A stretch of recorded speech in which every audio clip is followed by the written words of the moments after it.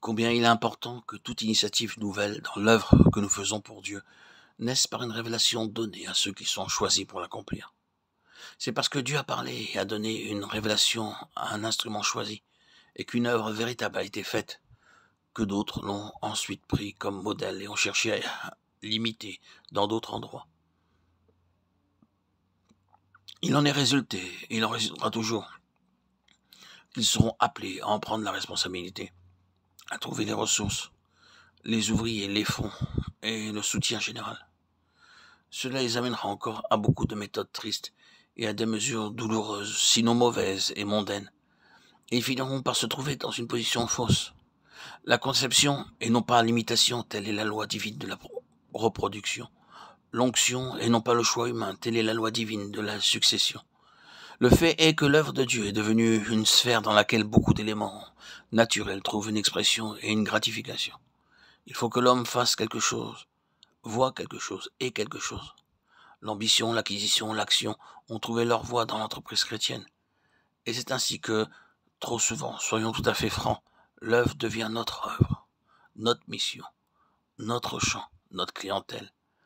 Et les jalousies, les rivalités, l'amertume et beaucoup d'autres traits de la chair abondent.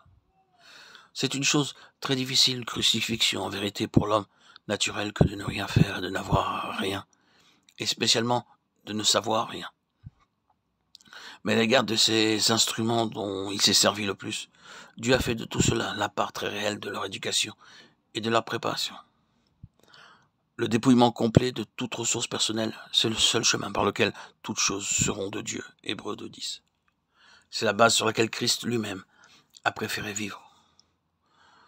Nous nous souvenons aussi de Moïse, je ne puis pas, Exode 4:10, de Jérémie, je suis un enfant, de Paul, afin de ne pas placer notre confiance en nous-mêmes, de Corinthiens 1:10.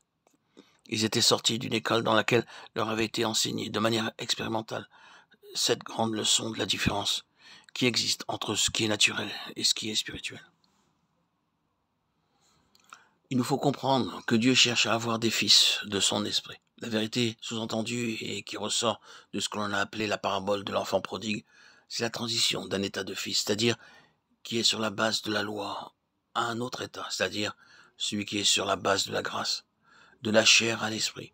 Il y a des fils de Dieu par la création sur la base de la loi. Dans ce sens, tous les hommes sont les enfants de Dieu. Et Paul a employé cette phrase de manière toute générale en s'adressant aux Athéniens.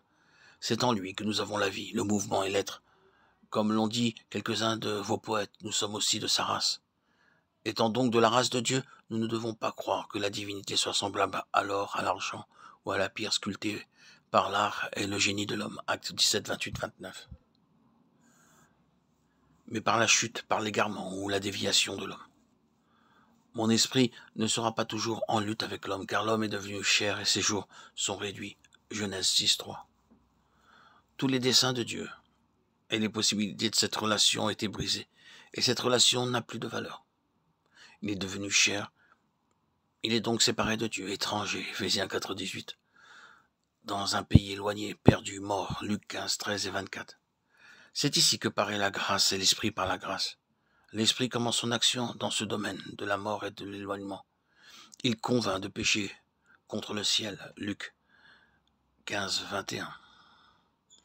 La seule conviction suffisante. Il fait aboutir la fin des œuvres de la chair dans le désespoir et la destruction. Il contraint, il prouve, il produit la repentance et la confession et amène enfin à la place du pardon et du repos, de la mort à la vie, mais non pas à la vie de jadis. Ce qui est né de l'esprit est esprit. Jean 3, 6.